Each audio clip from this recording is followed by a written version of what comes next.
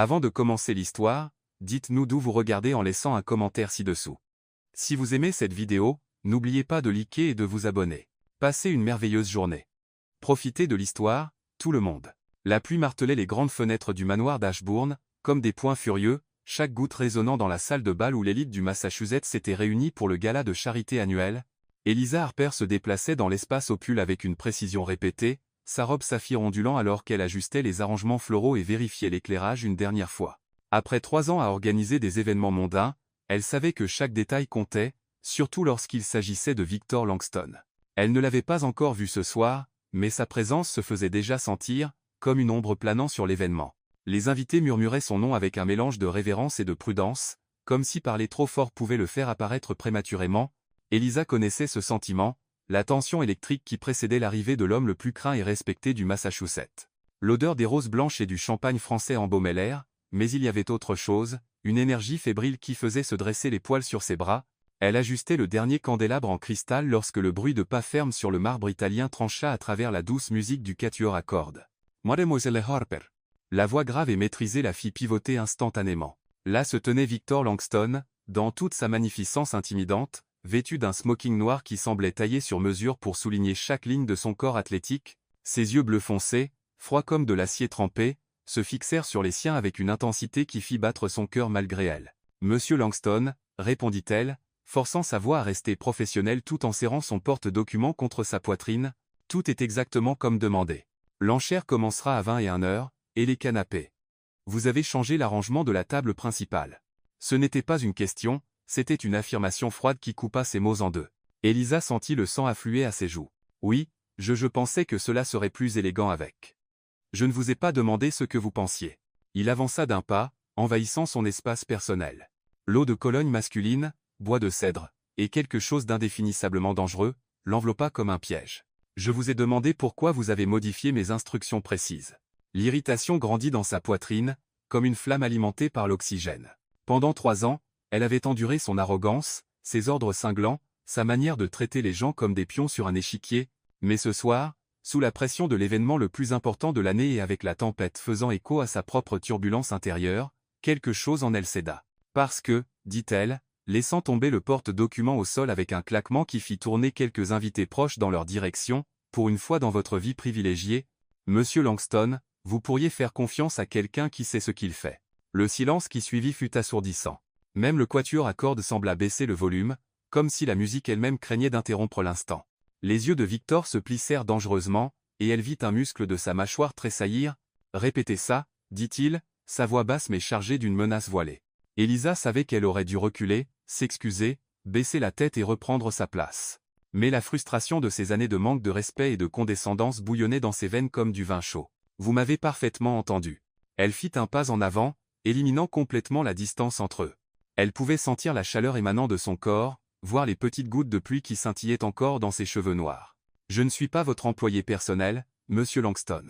Je suis une professionnelle engagée pour faire un travail, et je sais le faire mieux que quiconque dans cette ville. » Ses yeux flamboyaient de quelque chose qui n'était pas seulement de la colère, c'était quelque chose de plus primitif, de plus dangereux. « Vous n'avez aucune idée à qui vous parlez. »« Si, je sais. » Sa main bougea avant que son esprit rationnel ne puisse l'arrêter, saisissant la ceinture en cuir italien qui serrait sa taille fine. Ce geste était si inattendu, si audacieux, qu'elle-même fut choquée pendant un instant. « Je parle à un homme qui se cache derrière l'argent et le pouvoir parce qu'il a peur d'être simplement humain. » Le monde sembla s'arrêter. Le bruit de la pluie, les conversations chuchotées, même sa propre respiration, tout disparut dans l'intensité de l'instant. Sa main restait fermement posée sur sa ceinture, ses doigts effleurant le tissu chaud de sa chemise, et elle pouvait sentir les muscles de son abdomen se contracter sous son toucher. Victor inspira brusquement, un son grave et guttural qui venait de quelque part au fond de sa poitrine. Ses yeux s'écarquillèrent pendant une fraction de seconde, révélant une vulnérabilité qu'il tenta rapidement de masquer, mais il était trop tard. Elle l'avait vu, avait senti la façon dont son corps réagissait à son toucher, la manière dont ses défenses soigneusement construites se fissuraient comme de la glace sous le soleil. « Femme, murmura-t-il, sa voix basse et dangereuse, vous allez me mener tout droit au péché. » Les mots flottaient entre eux, à la fois une confession et une menace. Eliza sentit son propre corps réagir, son pouls s'accélérant, sa peau frémissant là où ses yeux la touchaient. C'était comme si un courant électrique s'était établi entre eux, brut et impossible à ignorer. Elle devrait lâcher la ceinture, s'éloigner, se souvenir qu'ils étaient en public, que leur carrière était en jeu, que c'était exactement le genre de moment qui détruisait des vies soigneusement construites, mais elle ne pouvait pas bouger. Peut-être, murmura-t-elle en retour, se surprenant elle-même par l'audace dans sa propre voix, que c'est exactement là où vous devez aller. Pendant un instant qui sembla une éternité, ils restèrent ainsi, reliés par un fil de tension si palpable que quiconque les observait pouvait le voir, puis, comme s'ils se souvenaient soudain où ils étaient, Victor recula, rompant le contact, mais ses yeux restèrent fixés sur elle, brûlant d'une intensité qui promettait que ce n'était pas fini. Cet événement se termine à minuit, dit-il, sa voix de nouveau contrôlée mais avec un courant sous-jacent de quelque chose de dangereux. Vous resterez. Nous avons des choses à régler. Ce n'était pas une requête. Et tandis qu'Elisa le regardait s'éloigner, se déplaçant à travers la foule comme un prédateur élégant, elle savait qu'elle avait franchi une ligne dont il n'y aurait pas de retour. La tempête dehors n'était rien comparée à celle qui venait de se déchaîner entre eux. Le gala se poursuivait autour d'eux, comme si rien ne s'était passé, mais Elisa sentait chaque fibre de son être vibrer avec le souvenir de ce contact. Ses mains tremblaient légèrement lorsqu'elle se baissa pour ramasser le porte-document qu'elle avait laissé tomber, et lorsqu'elle se redressa, Victor avait déjà disparu dans la foule de smokings et de robes de soirée, mais elle pouvait encore le sentir. C'était comme si une partie de lui s'était collée à sa peau, une mémoire physique qui la rendait consciente de chaque mouvement, de chaque respiration. L'écho de sa voix, « Vous allez me mener tout droit au péché », résonnait dans son esprit comme un mantra dangereux. « Elisa !» La voix douce de Clara la ramena à la réalité. « Tout va bien ? Tu as l'air différente. »« Je vais bien », mentit Elisa, forçant un sourire professionnel tout en vérifiant sa liste. « L'enchère est-elle toujours dans les temps ?» Clara hocha la tête, mais ses yeux restaient inquiets. « Oui, mais es-tu sûr que ça va ? Je t'ai vu parler à M. Langston, et... » C'était juste le travail, coupa Elisa, plus sèchement qu'elle ne l'aurait voulu. La vérité était qu'elle n'avait aucune idée de comment qualifier ce qui s'était passé. Le travail n'était certainement pas le bon mot pour cette explosion de tensions sexuelles et de confrontations émotionnelles. Elle se força à se concentrer sur les 2 heures suivantes, vérifiant chaque détail de l'enchère caritative, s'assurant que les serveurs circulaient avec le champagne, et supervisant la présentation des objets. Mais à chaque coin qu'elle tournait, chaque ombre qui bougeait dans sa vision périphérique, elle s'attendait à le voir, et quand elle le vit enfin, son cœur s'arrêta presque. Victor était appuyé contre la balustrade de l'escalier principal, un verre de whisky single malt à la main au lieu du champagne que tout le monde buvait. Mais ce n'était pas la boisson qui la figea. C'étaient ses yeux, fixés sur elle avec une intensité laser qui la faisait se sentir à la fois disséquée et étudiée. Il ne s'approcha pas, ne dit pas un mot, il se contentait de regarder. Tout au long de la présentation de l'enchère, Elisa sentit ce regard brûlant dans son dos. Quand elle se tourna pour vérifier les offres, il était toujours là. Quand elle ajusta le micro de l'enchérisseur, ses yeux la suivaient encore, c'était comme être traqué par un prédateur élégant qui avait décidé de jouer avec sa proie avant de frapper. La tension était étouffante. Le prochain article, annonça l'enchérisseur d'une voix théâtrale, est une semaine sur un yacht privé dans les îles grecques, gracieusement offert par M. Victor Langston. Les applaudissements résonnèrent dans la salle de bal, mais Elisa les entendit à peine, car à ce moment-là, Victor commença à descendre l'escalier, chaque pas délibéré et prédateur. Ses yeux ne la quittèrent jamais. Et elle sentit sa bouche s'assécher alors qu'il s'approchait de la scène improvisée où elle se tenait. Nous commençons à 50 000 $, continua l'enchérisseur, inconscient de la tension électrique qui grandissait entre les deux. Avance-nous 50? 60? Victor s'arrêta à seulement 3 mètres d'elle, assez près pour qu'elle puisse voir la façon dont ses doigts serraient le verre en cristal, la manière dont sa mâchoire se crispait à chaque offre annoncée, mais il ne prêtait pas attention à l'enchère. Il étudiait chacune de ses réactions. Lorsqu'une femme blonde en robe rouge offrit 100 000 $, Elisa vit quelque chose s'assombrir dans les yeux de Victor. Lorsqu'un homme plus âgé contre-attaqua avec 120 000 $, ses sourcils se froncèrent presque imperceptiblement. C'était comme s'il lisait ses expressions comme un livre, cherchant, quoi ? 200 000 $. Cria une voix familière. Elisa se tourna, surprise, pour voir Ethan Caldwell, un jeune héritier qu'elle avait rencontré lors d'événements précédents, agitant la main avec enthousiasme. Il lui fit un clin d'œil avec un sourire suffisant, et elle sentit ses joues s'empourprer de gêne. C'est alors que cela se produisit.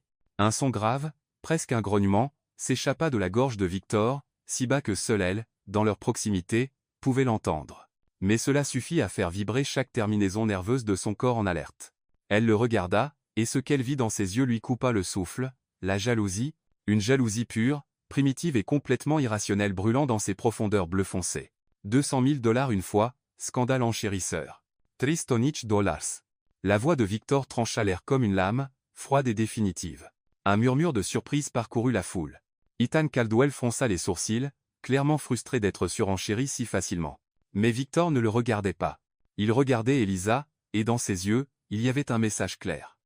À moi, l'arrogance aurait dû l'irriter, aurait dû la faire exploser à nouveau. Au lieu de cela, elle sentit une vague de chaleur liquide se répandre dans son ventre, une reconnaissance primitive qui l'effrayait par son intensité, 300 000 $ une fois, 2 fois, vendu à M.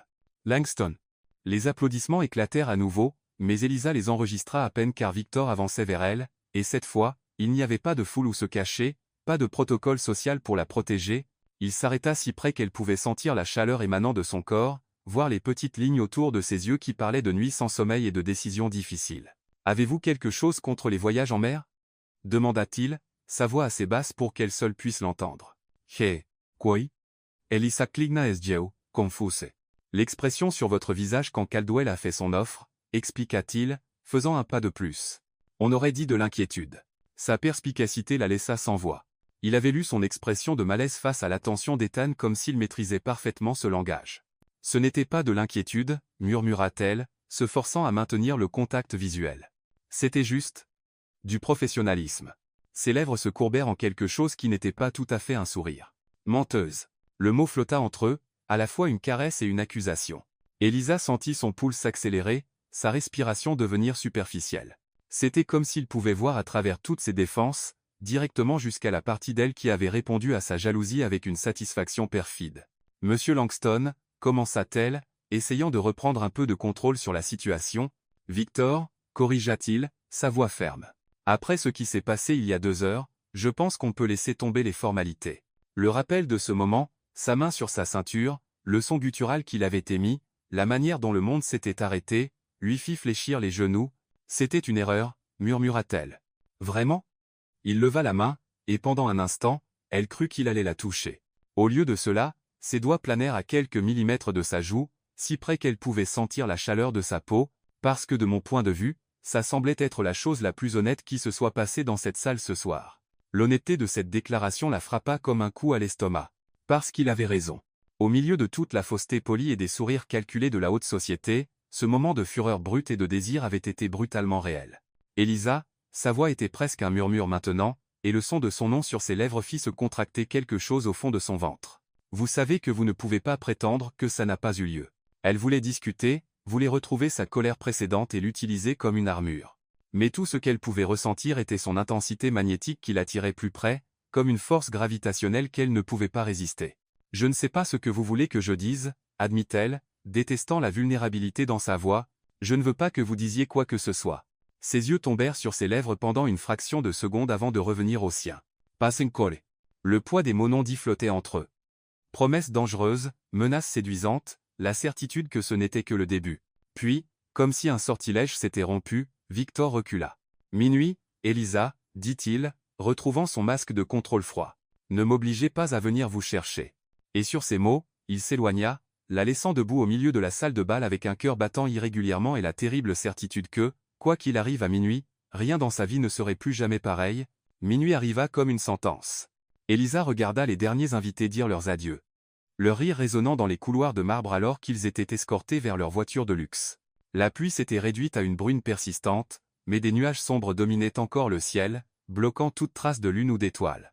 Elle aurait dû partir avec eux, trouver une excuse, attraper son sac et courir vers la sécurité de son petit appartement à Cambridge. Au lieu de cela, elle se retrouva debout à l'entrée de la salle de bal vide, les mains nerveusement serrées devant elle, attendant. « Je pensais que vous auriez pu vous enfuir. » La voix venait des ombres près de l'escalier principal. Victor émergea de l'obscurité, comme une apparition élégante, ayant troqué son smoking formel pour une chemise blanche avec les 2 premiers boutons défaits et un pantalon sombre taillé sur mesure. Sans cravate, sans veste, il semblait moins un homme d'affaires intimidant et plus humain, dangereusement humain. « Je pourrais encore, » répondit Elisa, relevant le menton en signe de défi, même si sa voix trahissait un léger tremblement. « Vous pourriez. » Il commença à descendre les marches lentement, chaque mouvement calculé. « Mais vous ne le ferez pas. » La certitude dans sa voix l'irritait et l'excitait à parts égales. « Comment pouvez-vous en être si sûr ?» Victor s'arrêta au bas de l'escalier, maintenant une distance respectueuse mais chargée de tension. « Parce que vous êtes comme moi. Elisa. Vous ne pouvez pas laisser les choses inachevées. » C'était une évaluation inconfortablement précise. Elle avait toujours été obsédée par l'idée de compléter les projets, de résoudre les problèmes, de ne pas laisser de bouse en suspens, c'était l'une des raisons pour lesquelles elle était si bonne dans son travail. Mais il y avait quelque chose de plus dans cette situation. Une curiosité dangereuse à propos de ce qui grandissait entre eux. « Que voulez-vous de moi » demanda-t-elle directement. « De l'honnêteté » répondit-il sans hésiter. « Quelque chose que je trouve rarement dans ce monde. Et vous pensez que je peux vous donner ça » Ses yeux se plissèrent légèrement. « L'étudiant, vous l'avez déjà fait. Quand vous m'avez confronté ce soir, quand vous n'avez pas plié comme tout le monde le fait, quand vous avez saisi ma ceinture comme si vous aviez tous les droits de me toucher, le rappel fit rougir ses joues, mais elle ne détourna pas le regard. C'était un moment de faiblesse. C'était un moment de force. Il fit un pas en avant. Et je veux comprendre pourquoi. L'intensité dans sa voix la fit déglutir difficilement. Il y avait quelque chose de plus derrière ces mots, une vulnérabilité soigneusement cachée qu'elle ne s'attendait pas à trouver chez un homme comme Victor Langston. « Vous ne me connaissez pas » dit-elle doucement. « Non, admettez. Mais je veux. » Le silence s'étira entre eux, rempli seulement par le bruit lointain de la pluie contre les fenêtres. Elisa regarda autour d'elle la salle de bal vide avec ses colonnes imposantes et ses fresques élaborées, et soudain elle se sentit très petite dans cet espace grandiose. « Pourquoi ici » demanda-t-elle. « Pourquoi ne pas simplement me renvoyer et en finir ?» Quelque chose de sombre passa dans ses yeux. « Parce que je ne peux pas. » L'admission brute la surprit. Il y avait une honnêteté brutale dans ces trois mots qui démantela certaines de ses défenses. « Victor, venez avec moi » dit-il soudain, lui tendant la main. « Il y a quelque chose que je veux vous montrer. » Elisa regarda la main tendue comme si c'était un serpent venimeux. L'accepter serait franchir une autre ligne, une décision de plus qui l'entraînerait plus profondément dans un territoire inconnu. « Où » ? Le vrai manoir, dit-il. Ceci n'est que l'aile des événements. Ma maison est à 1 mille d'ici. L'idée d'être seule avec lui dans sa maison privée fit accélérer son pouls pour des raisons qu'elle ne voulait pas examiner de trop près. Je ne pense pas que ce soit une bonne idée. Probablement pas, admit-il, mais sa main resta tendue. Faites-le quand même. C'était un ordre déguisé en requête. Et ils le savaient tous les deux. Mais il y avait quelque chose dans ses yeux, une vulnérabilité soigneusement contenue, qui la fit avancer et accepter sa main. Le contact fut électrique. Ses doigts se refermèrent autour des siens avec une fermeté possessive qui envoya des vagues de chaleur dans son bras. Pendant un instant, ils restèrent là, explorant la sensation de la peau contre la peau sans la barrière des gants ou la chaleur du moment précédent. « Allons-y » dit-il, sa voix légèrement rauque. Ils sortirent par une porte latérale du manoir vers un garage chauffé, où une impressionnante collection de voitures était disposée comme des œuvres d'art. Victor la guida vers une Aston Martin noire qui semblait tout droit sortie d'un film de James Bond. Le trajet fut court mais intense. Elisa était hyper consciente de tout. La manière dont les mains de Victor bougeaient sur le volant, l'eau de Cologne masculine qui emplissait l'espace confiné, le son de sa respiration dans le silence chargé, aucun ne parla, mais la tension était si épaisse qu'elle aurait pu la couper au couteau. Lorsqu'ils passèrent les grilles en fer forgé et remontèrent une route sinueuse bordée de chênes centenaires, Elisa sentit son cœur battre encore plus vite. Au loin, un manoir de style géorgien s'élevait contre le ciel orageux, ses fenêtres illuminées, ressemblant à des yeux dorés dans l'obscurité. « Salem » dit-il quand elle le regarda avec interrogation. « C'est techniquement ma maison depuis 10 ans, mais… » Ses doigts se crispèrent sur le volant. « Je n'ai jamais amené personne ici auparavant. L'admission la frappa, comme un coup. » Personne ? Personne qui comptait. Il arrêta la voiture dans l'allée circulaire en granit et sortit pour lui ouvrir la portière avec une courtoisie de gentleman. Mais lorsqu'il lui tendit la main pour l'aider à sortir, elle hésita. « Des doutes » demanda-t-il, sa voix soigneusement neutre. « Beaucoup, admit-elle. »« Bien, » dit-il, la surprenant. « Ça signifie que vous comprenez que ce n'est pas un jeu. » Elle accepta sa main et le laissa l'aider à sortir de la voiture. Le manoir était encore plus impressionnant de près, 3 étages de calcaire avec des fenêtres en arc et du lierre grimpant sur les murs latéraux. C'était magnifique, imposant, et complètement intimidant. « C'est splendide, » dit-elle sincèrement. « C'est une prison dorée, » répondit-il, sa voix chargée d'une amertume qu'elle ne s'attendait pas à entendre. « Construit par mon grand-père pour impressionner des gens qu'il méprisait, hérité par mon père, qui n'a jamais eu le temps de l'apprécier, et maintenant le mien pour y exister. » Il y avait une profonde mélancolie dans ces mots qui fit se contracter quelque chose dans sa poitrine. « Vous en parlez comme si c'était une sentence. N'est-ce pas ?» Il la guida sur les marches de marbre jusqu'aux doubles portes en chêne. 6000 pieds carrés d'élégante solitude. Lorsque les portes s'ouvrirent, Elisa comprit ce qu'il voulait dire. Le hall d'entrée était stupéfiant, un plafond voûté avec une fresque élaborée, un escalier courbe en acajou qui se divisait en 2 directions, des lustres en cristal qui créaient des prismes de lumière dorée, mais il y avait quelque chose de froid dans tout cela, un manque de chaleur personnelle qui donnait à l'espace l'impression d'être plus un musée qu'une maison. « Combien de personnes vivent d'ici » demanda-t-elle alors qu'il traversait le couloir principal. « En dehors de moi, 3 employés domestiques qui viennent pendant la journée, un jardinier qui vit sur la propriété, et mon chauffeur personnel. Il s'arrêta devant des doubles portes en bois sombre. Mais la nuit, quand ils partent, je suis seul. Complètement. Le mot seul résonna dans le couloir vide comme une confession. Elisa le regarda, vraiment, et vit au-delà du masque de contrôle et de pouvoir. Elle vit un homme qui avait construit des murs si hauts autour de lui qu'il ne pouvait plus voir par-dessus. « Pourquoi m'avez-vous amené ici, Victor » demanda-t-elle doucement. Il ouvrit les portes de la bibliothèque. Une pièce magnifique avec des étagères de livres du sol au plafond, une cheminée crépitante, et des fauteuils en cuir qui semblaient avoir des décennies d'histoire à raconter, mais c'est vers les grandes fenêtres qu'il se dirigea, regardant dans l'obscurité au-delà du verre. Parce que, dit-il enfin, sa voix si basse qu'elle dut s'approcher pour entendre, pour la première fois depuis des années, quelqu'un m'a touché, et j'ai ressenti quelque chose. L'honnêteté brutale de la confession lui coupa le souffle. Elle pouvait voir la tension dans ses épaules, la manière dont ses mains se serraient en poing derrière son dos. Cela lui coûtait quelque chose d'admettre cela. « Et ça vous fait peur » dit-elle. Ce n'était pas une question. « Ça me terrifie » admit-il, se tournant pour lui faire face, parce que la dernière personne qui m'a fait ressentir quelque chose, il ne termina pas la phrase, mais il n'en avait pas besoin. Elisa pouvait voir la vieille douleur dans ses yeux, la cicatrice émotionnelle qui n'avait pas encore complètement guéri. « Qu'a-t-elle fait » demanda Elisa, bien qu'une partie d'elle ne voulait pas connaître la réponse. Le sourire qu'il lui adressa était amer comme de la quinine. Elle m'a montré que faire confiance est le moyen le plus rapide de se détruire. Et à cet instant, debout dans la bibliothèque élégante et froide de Victor Langston, Elisa comprit enfin qu'elle ne jouait pas seulement avec le feu, elle jouait avec un homme qui avait déjà été brûlé auparavant et qui était désespérément terrifié à l'idée de l'être à nouveau. Le feu dans la cheminée crépitait doucement, créant des ombres dansantes sur les murs de la bibliothèque. Elisa resta où elle était, absorbant la confession de Victor, ressentant le poids des mots non dits qui flottaient entre eux comme une épaisse fumée.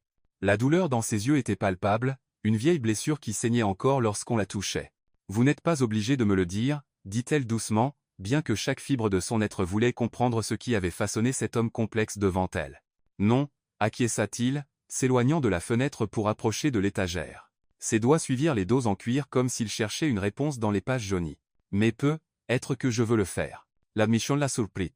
Il y avait quelque chose de vulnérable dans la manière dont il le dit, comme si l'idée même de vouloir partager quelque chose de personnel lui était étrangère. Elle s'appelait Isabella, commença-t-il, sa voix contrôlée mais chargée d'une tension sous-jacente. Nous nous sommes rencontrés à Yale. Elle étudiait le droit international. J'étais dans le programme de MBA. Elle était brillante, belle, ambitieuse d'une manière que je respectais. Elisa s'assit dans l'un des fauteuils en cuir, réalisant que ce serait une histoire longue et douloureuse. La cheminée réchauffait son côté gauche, mais elle ressentait encore un froid étrange se répandre dans sa poitrine. Nous sommes sortis ensemble pendant 3 ans. Je pensais. Il s'arrêta, passant sa main dans ses cheveux dans un geste de frustration. Je pensais que nous étions égaux, 2 prédateurs au même niveau, construisant un empire ensemble. Que s'est-il passé? Victor prit une bouteille de whisky sur une table d'appoint et versa 2 verres, lui en offrant un. Elisa l'accepta, notant comment ses doigts tremblaient presque imperceptiblement. J'ai découvert qu'elle vendait des informations sur mon entreprise à mes concurrents, dit-il, prenant une gorgée généreuse.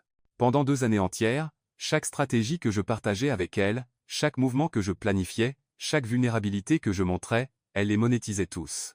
Le choc dut se lire sur le visage d'Elisa, car il sourit amèrement. La partie la plus pathétique? Elle n'avait même pas besoin de l'argent. Son père possédait la moitié des banques en Autriche. Elle l'a fait parce qu'elle pouvait, parce que c'était excitant. Parce que j'étais assez stupide pour lui faire confiance. Victor, commença Elisa, mas eu levo la main. La pire partie n'était pas la trahison financière. C'était les enregistrements. Les enregistrements? Ses yeux se fermèrent un instant, comme s'il rassemblait le courage de continuer. Des moments intimes, des conversations privées où j'admettais des peurs, des insécurités. Elle a tout enregistré et a menacé de les rendre publics si j'essayais de la poursuivre en justice. L'horreur de la situation la frappa comme un coup à l'estomac. Ce n'était pas seulement une trahison, c'était une violation complète de tout ce qui est sacré entre 2 personnes qui s'aiment supposément. Mon Dieu! Mon moraté elle est. C'était il y a 5 ans, continua-t-il, s'approchant de la cheminée comme s'il avait besoin de la chaleur pour continuer. Depuis, je n'ai fait confiance à personne de cette manière. Je n'ai laissé personne s'approcher assez pour avoir ce genre de pouvoir sur moi. Elisa comprit maintenant la froideur qui émanait de lui, la manière dont il gardait tout le monde à distance. Ce n'était pas de l'arrogance. C'était de l'autopréservation. C'est pourquoi vous êtes si contrôlant, dit-elle, comprenant enfin. Pourquoi chaque détail doit être exactement comme vous le spécifiez. Le contrôle et la sécurité, confirma-t-il. Si je contrôle toutes les variables, personne ne peut me surprendre à nouveau. Mais ça doit être épuisant, observa-t-elle, se levant du fauteuil, vivre toujours sur ses gardes, toujours suspecter les motifs de chacun, Chalest. Admit-il. Il la regarda approcher, ses yeux suivant chacun de ses mouvements. Jusqu'à ce soir. Qu'est-ce qui est différent ce soir? Vous. Le mot sortit comme une confession arrachée par la force. Vous n'avez pas plié quand j'ai essayé de vous intimider. Vous n'étiez pas impressionné par mon argent ou mon pouvoir. Et quand vous m'avez touché. Il ne termina pas, mais il n'en avait pas besoin. Elisa se souvenait vivement du moment, de la manière dont il avait réagi comme si son toucher avait brisé quelque chose en lui. Quand vous m'avez touché, continua T-il, j'ai ressenti quelque chose que je n'avais pas ressenti depuis des années. Quelque chose de réel. Ils étaient plus proches maintenant, l'espace entre eux chargé d'une tension électrique qui rendait l'air plus épais. Elisa pouvait voir les petites lignes autour de ses yeux, la manière dont sa respiration devenait plus superficielle. Et ça vous fait peur, dit-elle, faisant écho à ses mots précédents. Ça me terrifie, répéta-t-il, sa voix plus rauque. Parce que je veux vous faire confiance, et vouloir quelque chose aussi intensément est dangereux. Fatal, corrigea-t-il. Elisa sentit son cœur s'accélérer. Il y avait quelque chose dans la manière dont il la regardait, comme si elle était une énigme qu'il était désespéré de résoudre. Sans réfléchir, elle fit un pas en avant, réduisant encore plus la distance entre eux. Peut être, dit-elle doucement, que toutes les vulnérabilités ne sont pas des faiblesses, facile à dire quand vous n'avez pas été trahi par quelqu'un qui était censé vous aimer. L'amertume dans sa voix la fit s'arrêter. Elle pouvait voir la douleur, encore fraîche dans ses yeux, la manière dont il luttait entre le désir de se rapprocher et le besoin de se protéger. Vous avez raison. Admit-elle. Je ne peux pas comprendre pleinement ce que vous avez traversé. Mais je peux comprendre la solitude. Quelque chose changea dans son expression. Comment ça? Elisa hésita, réalisant qu'elle était sur le point de partager quelque chose qu'elle admettait rarement à elle-même. Mes parents sont morts quand j'avais 6 ans. Accident de voiture. Depuis, Elle déglutit difficilement. J'ai construit toute ma vie autour de l'idée de n'avoir besoin de personne, d'être autosuffisante. Et ça a marché, pendant un temps. Jusqu'à ce soir, quand j'ai réalisé que être toujours seul n'est pas une protection. Être que c'est juste un autre type de prison. Le silence qui suivit fut chargé d'une compréhension mutuelle, deux survivants reconnaissant les cicatrices de l'autre. Elisa, dit Victor, sa voix plus douce qu'elle ne l'avait jamais entendue. Quand vous avez saisi ma ceinture ce soir, l'avez-vous ressenti aussi? Cette connexion? Elle pouvait mentir, devrait probablement mentir, mais quelque chose dans sa vulnérabilité exigeait l'honnêteté. Oui, murmura-t-elle.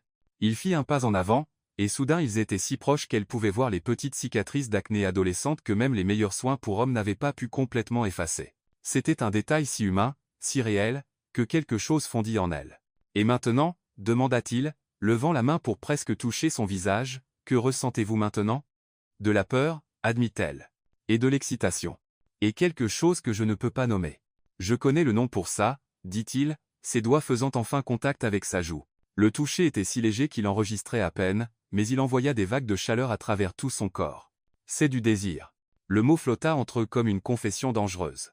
Elisa sentit ses genoux fléchir, son cœur battant si fort qu'elle était sûre qu'il pouvait l'entendre. Victor, comienza-t elle. Chut, murmura-t-il, son pouce traçant la ligne de sa pommette. Ne dis rien qu'on pourrait regretter plus tard. Mais il était trop tard pour reculer. Sa main sur son visage, l'intensité dans ses yeux, la manière dont tout son corps semblait vibrer d'une énergie qu'elle ne pouvait contrôler, tout cela l'attirait vers une ligne qu'elle n'était pas sûre de vouloir franchir, et puis, comme si le destin avait décidé pour eux, leurs pieds s'emmêlèrent dans un tapis persan antique. Elisa commença à tomber en arrière, ses mains s'élevant automatiquement pour se stabiliser. Mais au lieu de trouver l'air vide, elle trouva le corps solide de Victor alors qu'il se déplaçait instinctivement pour la rattraper. Ses bras se refermèrent autour de sa taille, l'attirant contre sa poitrine pour empêcher la chute. Pendant un instant qui sembla suspendu dans le temps, ils restèrent ainsi, elle penchée en arrière, lui courbé sur elle, leurs visages à quelques centimètres l'un de l'autre. Le toucher n'était pas accidentel cette fois. Il était nécessaire, urgent, et complètement intentionnel quand aucun ne fit un geste pour s'éloigner. « Elisa, dit-il, sa voix épaisse de désir. « Je sais, murmura-t-elle en retour, car il n'y avait pas de mots pour ce qui se passait entre eux. Lentement, comme s'ils avaient tout le temps du monde, il la redressa, mais ses mains restèrent sur sa taille, ses pouces traçant de petits cercles à travers le tissu de sa robe. C'était un toucher innocent, mais qui brûlait comme un feu liquide. Elisa sentit sa respiration devenir irrégulière, sentit une faiblesse se répandre dans son corps qui n'avait rien à voir avec la presque chute. On devrait arrêter, dit-elle. Mais ses propres mains avaient trouvé leur chemin jusqu'à sa poitrine, ses doigts s'étendant sur le tissu de la chemise où elle pouvait sentir la chaleur de sa peau et le battement accéléré de son cœur. On devrait, acquiesça-t-il. Mais au lieu de s'éloigner, il se pencha plus près jusqu'à ce que son front touche le sien. Et à cet instant, avec son souffle se mêlant au sien et le monde réduit au minuscule espace entre leurs corps, Elisa savait qu'il n'y avait pas de retour en arrière. Ils avaient franchi la ligne, et il n'y avait aucun moyen de prétendre que cela n'avait pas eu lieu. 3 jours s'étaient écoulés depuis cette nuit au manoir, 3 jours de silence assourdissant qui pesait sur Elisa comme un nuage d'orage prêt à éclater. Elle n'avait pas eu de nouvelles de Victor depuis qu'il l'avait raccompagnée à sa voiture ce matin-là, et son absence était aussi palpable que sa présence l'avait été. Maintenant, debout devant le miroir de sa chambre, ajustant la robe bleu marine qu'elle avait choisie pour le dîner de gala au Ritz-Carlton à Boston, Elisa essayait de se convaincre qu'elle ne s'habillait pas pour l'impressionner. Mais la vérité était que chaque choix, de la couleur du rouge à lèvres au parfum subtil, avait été fait en pensant à la possibilité de le voir, car bien sûr, il serait là. Victor Langston ne manquait jamais les événements où sa présence pouvait influencer les affaires ou renforcer les connexions politiques. Et elle, eh bien, elle avait accepté l'invitation d'Ethan Caldwell avant cette nuit au manoir, quand ses priorités avaient encore du sens. La salle de bal du Ritz était remplie de l'élite de Boston, une mer de smokings impeccables et de robes de haute couture qui coûtaient plus que le salaire annuel de la plupart des gens. Elisa entra au bras d'Ethan, qui ne pouvait cacher sa fierté d'être accompagnée d'une femme qui faisait tourner plusieurs têtes. « Tu es magnifique ce soir », murmura Ethan à son oreille alors qu'ils se dirigeaient vers leur table. « Tous les hommes ici m'en viennent. » Elisa sourit poliment, mais ses yeux scrutaient déjà la salle de bal, cherchant une silhouette spécifique parmi la foule. Quand elle le trouva enfin, son cœur s'arrêta presque. Victor était appuyé contre le bar, un verre de whisky à la main, discutant avec 2 hommes qu'elle reconnut comme des sénateurs. Mais ce n'étaient pas les politiciens qui captivaient son attention. C'était la manière dont il semblait totalement à l'aise, comme s'il possédait cet espace et que tout le monde était simplement un invité dans son domaine. Et puis leurs yeux se rencontrèrent à travers la salle de bal. L'impact fut physique. Elisa sentit comme si l'air avait été aspiré de ses poumons, comme si tout le monde avait disparu et qu'il ne restait que d'eux. Victor ne sourit pas, ne fit pas de signe, ne changea même pas d'expression, mais quelque chose de sombre et dangereux passa dans ses yeux avant qu'il ne détourne délibérément le regard, revenant à sa conversation. Le message était clair, tu as choisi d'être ici avec un autre homme. Maintenant, assume les conséquences. Elisa, ça va? La voix inquiète d'Ethan la ramena au moment présent. Je vais bien, mentit-elle, forçant un sourire éclatant, j'admire juste la décoration. Mais tout au long du dîner, elle était hyper consciente de Victor. Il s'était assis 3 tables devant, accompagné d'une femme brune époustouflante dans une robe rouge qui semblait peinte sur son corps. Chaque fois qu'Elisa regardait dans sa direction, il accordait toute son attention à sa compagne, riant à ses blagues, se penchant pour entendre ses chuchotements, et chaque fois que cela se produisait, quelque chose d'acide et désagréable grandissait dans l'estomac d'Elisa, la jalousie, une jalousie pure et irrationnelle qu'elle n'avait aucun droit de ressentir. Qu'en penses-tu, Elisa? Elle cligna des yeux, réalisant qu'Ethan avait posé une question qu'elle n'avait pas entendue. Désolé, quoi? Je disais qu'on pourrait être passé un week-end à Cape Cod. Ma famille a une maison là, bas, et quelle charmante idée, dit-elle automatiquement. Mais son attention s'était déjà égarée à nouveau car Victor se levait, tendant la main à sa compagne, ils se dirigèrent vers la piste de danse, où un orchestre jouait une valse lente et romantique. Elisa regarda alors qu'il glissait un bras autour de la taille de la femme et l'attirait plus près. Il dansait comme il faisait tout, avec un contrôle absolu et une grâce prédatrice. Mais il y avait quelque chose de différent dans la manière dont il tenait la femme brune, trop poli, trop distant, comme s'il suivait les mouvements sans vraiment être présent. « Voudrais-tu danser » demanda Ethan, suivant son regard. « Oui » répondit Elisa, une idée dangereuse se formant dans son esprit. « J'adorerais. » Sur la piste de danse, Ethan la tenait respectueusement, maintenant une distance appropriée alors qu'il se déplaçait au rythme de la musique. C'était agréable, confortable, complètement sûr, et complètement ennuyeux, surtout quand elle pouvait voir Victor à quelques mètres seulement, son profil aristocratique, mis en valeur par les lumières douces des lustres. C'était comme si un champ magnétique invisible l'attirait vers lui. « Ethan, dit-elle soudain, ça t'ennuierait si j'étais un peu plus audacieuse ?» Il la regarda avec surprise et une touche d'espoir. « Qu'as-tu en tête ?» Au lieu de répondre, Elisa se rapprocha, pressant son corps contre le sien d'une manière qui frôlait la limite de ce qui était approprié pour une piste de danse publique. Elle laissa ses mains glisser le long de son dos, inclinant la tête pour que ses lèvres effleurent presque son cou. Pas parce qu'elle voulait Ethan, mais parce qu'elle savait que Victor regardait, et il regardait. Elle pouvait sentir ses yeux sur elle comme une caresse physique, pouvait voir sa mâchoire se crisper quand elle sourit de manière séductrice à Ethan et laissa ses doigts jouer avec les cheveux à la base de sa nuque. Deux pouvaient jouer au jeu de la provocation. La musique changea pour quelque chose de plus lent, plus sensuel, et Elisa saisit l'occasion pour intensifier sa performance. Elle laissa ses mains explorer les épaules d'Ethan, mordit légèrement sa lèvre inférieure tout en le regardant à travers ses cils, rit d'une manière qu'elle savait captivante. Ethan était clairement enchanté par l'attention, l'attirant encore plus près et murmurant quelque chose qu'elle prétendit trouver hilarant. Mais tous ses sens étaient tournés vers Victor, qui avait complètement cessé de bouger et se contentait maintenant de tenir sa partenaire en place, ses yeux fixés sur Elisa avec une intensité qu'elle pouvait sentir à travers la piste de danse bondée. Quand la musique se termina enfin, Elisa s'éloigna d'Ethan avec un sourire éblouissant. « Merci. C'était revigorant.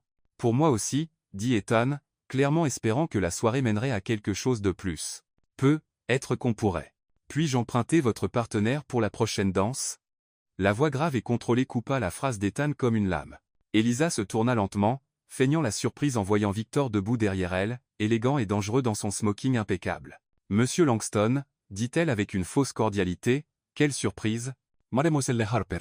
Ses yeux étaient froids comme de l'acier trempé, mais il y avait quelque chose qui bouillonnait dans les profondeurs qui faisait frissonner sa peau. « Ethan, ça ne vous dérange pas, n'est-ce pas ?» Ce n'était pas vraiment une question. C'était une déclaration polie mais ferme, du genre que des hommes comme Victor faisaient quand ils voulaient quelque chose et n'avaient aucune intention d'accepter un non comme réponse. Ethan hésita, clairement mal à l'aise avec l'interruption mais manquant du courage de défier l'un des hommes les plus puissants de la ville. « Bien sûr, » dit-il enfin. « Une danse. » Victor tendit la main à Elisa avec la grâce d'un prédateur offrant une trêve temporaire. Elle l'accepta, essayant d'ignorer le choc électrique qui parcourut son bras au moment où leur peau se toucha. Il l'attira au centre de la piste de danse sans cérémonie, une main se posant de manière possessive sur sa taille tandis que l'autre entrelaçait leurs doigts.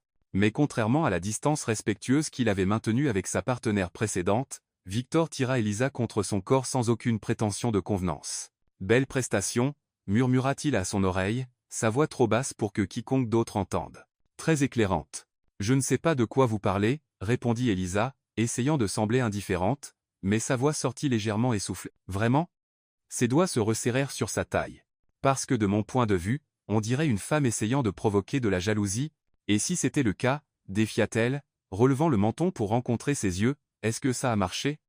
Le sourire qu'il lui adressa était lent et dangereux. « Magnifiquement. » L'admission brute la fit trébucher légèrement, mais il la tint fermement, profitant de ce moment de déséquilibre pour la tirer encore plus près. Maintenant, elle pouvait sentir la chaleur de son corps à travers les couches de tissu, respirer son eau de Cologne masculine, voir les petites taches dorées dans ses yeux bleus. « 3 jours, murmura-t-elle, incapable de se contrôler. « Quoi ? 3 jours de silence. Je pensais que vous. Que vous pensiez quoi ?» Sa voix était dangereusement basse. « Que peut-être vous aviez changé d'avis à notre sujet. » Victor arrêta de danser si brusquement qu'elle faillit heurter sa poitrine. Ses yeux fouillèrent les siens, et ce qu'elle vit là, dedans lui coupa le souffle, la faim. Une faim pure et primitive qu'il luttait pour contrôler. « Changer d'avis ?» répéta-t-il, sa voix brute. « Elisa, j'ai passé 3 jours à essayer de me convaincre que cette nuit était une erreur. 3 jours à essayer de revenir à ma vie avant que vous ne surgissiez et ne désorganisiez tout. Et avez-vous réussi ?» Il se pencha plus près jusqu'à ce que ses lèvres effleurent presque son oreille. « Vous voir avec lui ce soir, le toucher comme vous m'avez touché, lui sourire comme si. Bon sang, Elisa, si c'est vous qui changez d'avis, alors j'ai reçu le message. » La douleur brute dans sa voix la frappa comme un coup à l'estomac. « Victor, ce n'est pas. » « Ce n'est pas quoi ?» Il recula juste assez pour plonger dans ses yeux. « Ce n'est pas vous qui choisissez un homme qui peut vous offrir de la stabilité au lieu de quelqu'un qui ne peut offrir que des complications ? Vous êtes ridicule. Vraiment ?» Ses doigts se resserrèrent sur les siens. « Parce que j'ai fait exactement la même chose. J'ai amené Amelia ce soir pour me prouver que vous n'aviez rien changé. » Ils avaient passé les 20 dernières minutes dans un jeu élaboré de jalousie et de provocation, tous deux essayant de prouver des points qu'aucun ne voulait vraiment prouver. « Nous sommes ridicules. » dit-elle enfin. Complètement, acquiesça-t-il. Et dangereux pour nous-mêmes et pour tous ceux qui nous entourent. La musique se terminait, mais aucun ne fit un geste pour se séparer. Au lieu de cela, ils restèrent au milieu de la piste de danse, pris dans un moment d'honnêteté brutale qui était plus intime que n'importe quel contact physique. « Victor, » murmura Elisa. « Je sais, » répondit-il, comme s'il pouvait lire ses pensées. « Je sais. » Mais savoir ne rendait pas les choses plus faciles. Cela rendait seulement impossible de continuer à prétendre que ce qui grandissait entre eux était quelque chose qu'ils pouvaient contrôler ou ignorer. Et alors que les dernières notes de la musique résonnaient dans la salle de bal, Tous deux savaient qu'ils avaient atteint un point où prétendre n'était plus une option. Une semaine s'était écoulée depuis le dîner au Ritz, et Elisa se retrouva à nouveau au manoir de Salem, cette fois pour coordonner les préparatifs finaux d'un événement d'entreprise que Victor organisait pour des investisseurs internationaux. L'ironie ne lui échappait pas. Après tout ce qui s'était passé entre eux, ils étaient revenus à une relation strictement professionnelle, du moins en surface. En réalité, chaque interaction était chargée d'une tension électrique qui rendait l'air plus épais.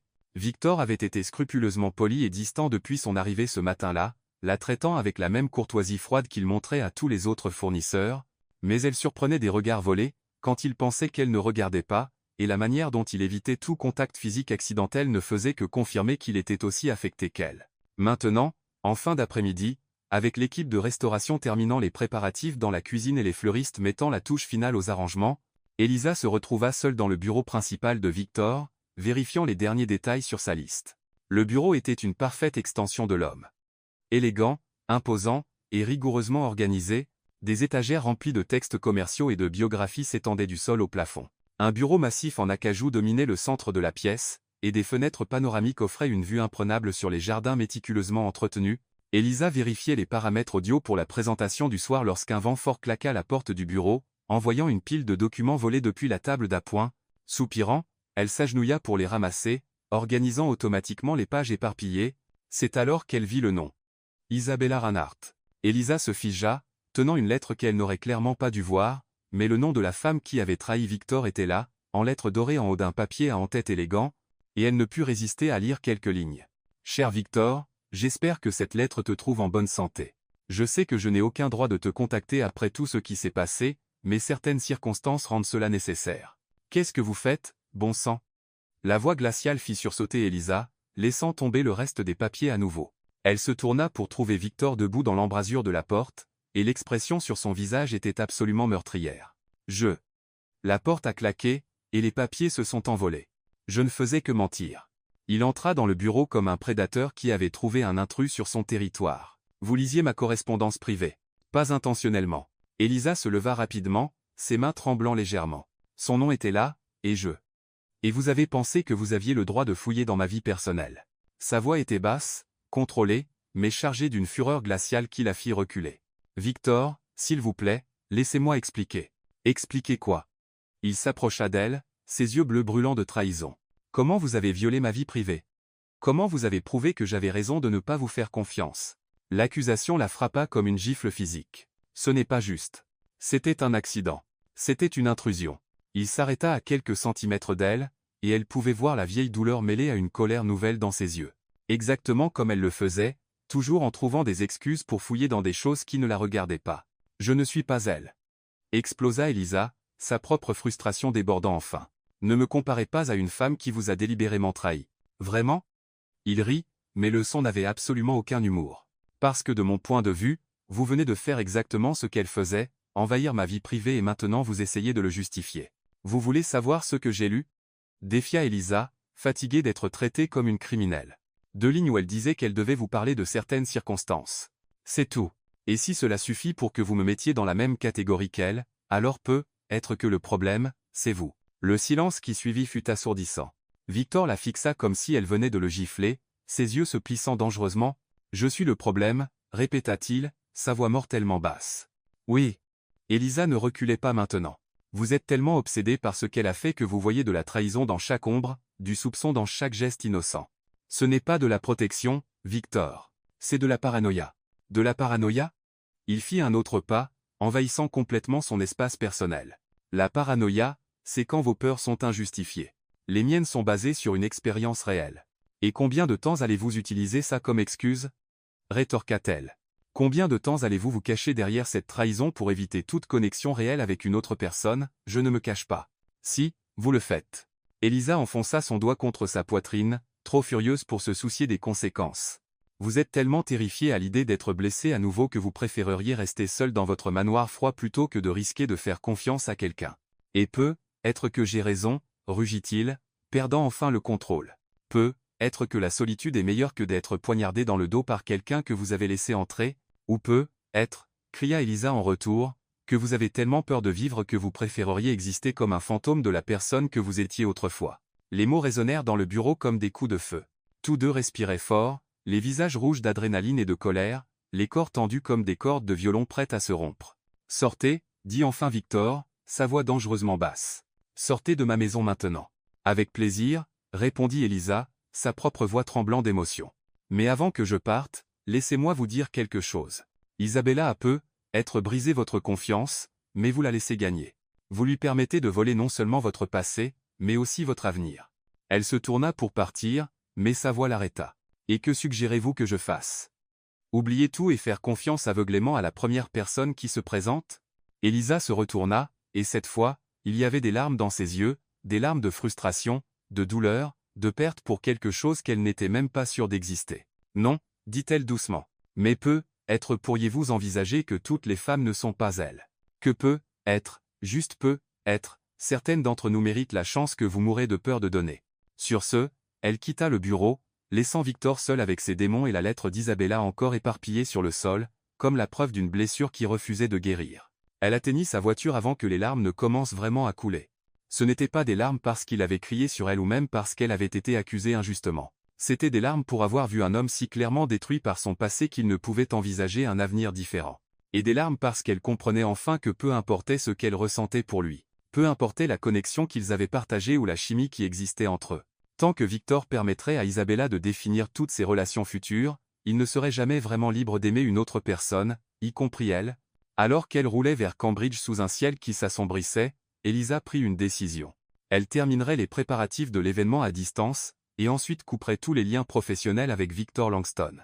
Pas parce qu'elle ne l'aimait pas, car elle admettait enfin à elle-même que c'était exactement ce qui se passait, mais parce qu'aimer signifiait reconnaître qu'il n'était pas prêt à être aimé en retour, et elle refusait d'être une autre femme qu'il laisserait Isabella détruire, même à distance. Dans le manoir silencieux, Victor resta dans son bureau pendant des heures, fixant la lettre qui avait tout déclenché. Isabella revenait à Boston. Elle voulait le rencontrer, disait qu'elle avait quelque chose d'important à dire. Et pour la première fois en 5 ans, il s'en fichait complètement de ce qu'elle avait à dire, car les mots d'Elisa résonnaient dans son esprit comme une vérité qu'il ne voulait pas affronter. Il laissait Isabella gagner. Il lui permettait de définir non seulement comment il voyait le passé, mais comment il affrontait l'avenir, et dans ce processus, il venait de chasser la seule personne qui avait réussi à lui faire ressentir quelque chose de réel depuis qu'Isabella avait détruit sa capacité à faire confiance. L'ironie était amère. En essayant de se protéger d'être blessé à nouveau, il s'était blessé plus profondément qu'Isabella n'aurait jamais pu le faire, cette fois de sa propre main. 3 jours, 72 heures depuis qu'Elisa avait quitté le manoir de Salem avec des larmes dans les yeux et des mots cinglants résonnant dans l'air entre eux. Pour Victor, chaque minute s'était étirée comme une éternité, marquée par le son fantôme de ses pas s'éloignant et l'écho persistant de sa voix, disant des vérités qu'il n'était pas préparé à entendre. Il était à nouveau dans son bureau, là où tout s'était effondré, fixant la lettre d'Isabella qui restait sur le bureau comme une preuve de sa propre stupidité. Il n'avait pas ouvert l'enveloppe, n'avait pas répondu à ses 3 appels suivants, car tous les mots qu'Isabella pouvait dire pâlissaient face au vide qu'Elisa avait laissé derrière elle. La sonnette retentit, coupant à travers le silence qui était devenu son seul compagnon. Victor ne bougea pas. Il savait que ce n'était pas elle. Elisa avait été trop claire dans sa sortie pour revenir maintenant, mais une partie pathétique de lui espérait encore. « Monsieur Langston ». La voix de Béatrice, sa gouvernante, arriva par l'interphone. « Mademoiselle Harper est ici. Elle dit qu'elle a quelque chose à vous livrer. » Le cœur de Victor s'arrêta un instant avant de battre violemment. Faillites la entrèrent. Mais quand la porte s'ouvrit, ce n'était pas Elisa qui entra. C'était Clara, son assistante, portant une boîte de dossiers et arborant une expression professionnelle soigneusement neutre. « Bon après-midi, monsieur Langston », dit Clara, sa voix polie mais froide. « Je suis venu livrer tous les documents relatifs à vos événements et finaliser les aspects contractuels de notre relation professionnelle. » Victor sentit quelque chose s'effondrer dans son estomac. Où est Elisa ? Mademoiselle Harper est à Portland, répondit Clara, posant la boîte sur le bureau. Elle a décidé d'accepter un poste permanent là. Bah, elle a pensé qu'il valait mieux que je m'occupe des détails finaux ici. Portland. Le mot frappa Victor comme un coup physique. Un poste permanent ? Un hôtel-boutique dans le Vieux-Port. Ils lui ont offert le poste de directrice des événements d'entreprise. Clara fit une pause. Et quelque chose dans son expression s'adoucit légèrement. Elle a dit que c'était une opportunité qu'elle ne pouvait pas refuser. Mais Victor entendit ce qui n'était pas dit. Elisa n'avait pas seulement fui un travail. Elle avait fui le Massachusetts entièrement. Fouille d'Eloï. Quand part-elle ? Demanda-t-il, sa voix plus douce qu'il ne l'avait prévu. Elle est déjà partie, monsieur Langston. Hier soir. Le monde sembla basculer légèrement sur son axe. Elle était déjà partie, avait déjà fait son choix et passé à autre chose, tandis qu'il avait passé 3 jours à agoniser sur des mots qu'il ne pouvait pas retirer et des moments qu'il ne pouvait pas défaire. Il y a autre chose dans la boîte, continua Clara, sortant une enveloppe scellée. Elle m'a demandé de vous la remettre en personne. Victor prit l'enveloppe avec des doigts qui tremblaient presque imperceptiblement. Son nom était écrit de l'écriture élégante d'Elisa, et le papier portait le parfum subtil de son parfum, ce même parfum qui semblait maintenant hanter chaque coin de son manoir. « Merci », parvint-il à dire. Clara hocha la tête et se dirigea vers la porte mais s'arrêta sur le seuil. « Monsieur Langston, pour ce que ça vaut, elle tenait vraiment à vous. Quoi qu'il se soit passé entre vous, elle ne faisait pas semblant. » Sur ce, elle partit, laissant Victor seul avec l'enveloppe qu'il tenait comme si c'était une bombe prête à exploser. Il attendit d'entendre la voiture de Clara s'éloigner avant d'ouvrir la lettre avec des doigts tremblants. « Victor, je n'écris pas pour m'excuser car je n'ai rien fait de mal. Je n'écris pas pour essayer de changer votre opinion sur ce qui s'est passé, car je sais que vous avez déjà décidé qui je suis en fonction des péchés d'une autre personne. J'écris parce que vous méritez de connaître la vérité, même si vous ne voulez pas l'entendre. Quand j'ai lu ces 2 lignes de la lettre d'Isabella, ce n'était pas par curiosité malveillante ou par désir d'envahir votre vie privée. C'était parce que j'ai vu le nom de la femme qui vous a fait du mal, et pendant un instant stupide, j'ai voulu vous protéger d'elle. Je voulais être un bouclier entre vous et toute douleur supplémentaire qu'elle pourrait causer. Mais j'ai réalisé que vous ne voulez pas de protection. Vous voulez une validation de vos soupçons. Vous voulez des raisons de ne pas faire confiance, de ne pas vous ouvrir, de ne pas risquer d'être blessé à nouveau. Et je refuse d'être la méchante dans l'histoire que vous vous racontez. Au cours de ces dernières semaines, je suis tombée amoureuse de morceaux de vous que vous ne savez probablement même pas exister. De la manière dont vous souriez quand vous pensez que personne ne regarde. De la gentillesse que vous cachez derrière des ordres sévères. De la solitude que vous portez comme une armure, même si elle vous détruit de l'intérieur. Mais je ne peux pas aimer quelqu'un qui est déterminé à se détruire lui-même. Je ne peux pas combattre des fantômes que vous refusez d'exorciser. Prenez conseil de quelqu'un qui vous aime plus qu'elle ne le devrait. Isabella ne mérite pas le pouvoir que vous continuez à lui donner. Elle ne mérite pas de définir chaque relation que vous aurez pour le reste de votre vie. Et vous ne méritez pas la prison que vous avez construite autour de votre propre cœur. Peut-être qu'un jour vous trouverez le courage de laisser le passé là où il appartient. Quand cela arrivera, j'espère que vous trouverez quelqu'un d'assez fort pour attendre que vous guérissiez. Cette personne n'est pas moi. Prenez soin de vous, Victor, et pour la première fois de votre vie, soyez doux avec vous-même. Elisa.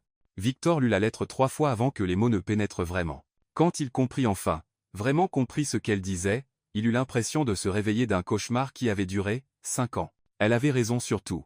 Il avait donné à Isabella un pouvoir sur sa vie longtemps après qu'elle soit partie. Il lui avait permis de définir non seulement comment il voyait le passé, mais comment il affrontait l'avenir, et dans ce processus, il avait détruit la seule chose réelle et authentique qui était entrée dans sa vie depuis. Victor se leva brusquement, renversant sa chaise dans le processus. Il devait aller à Portland, trouver Elisa et dire « Quoi ? Qu'elle avait raison ?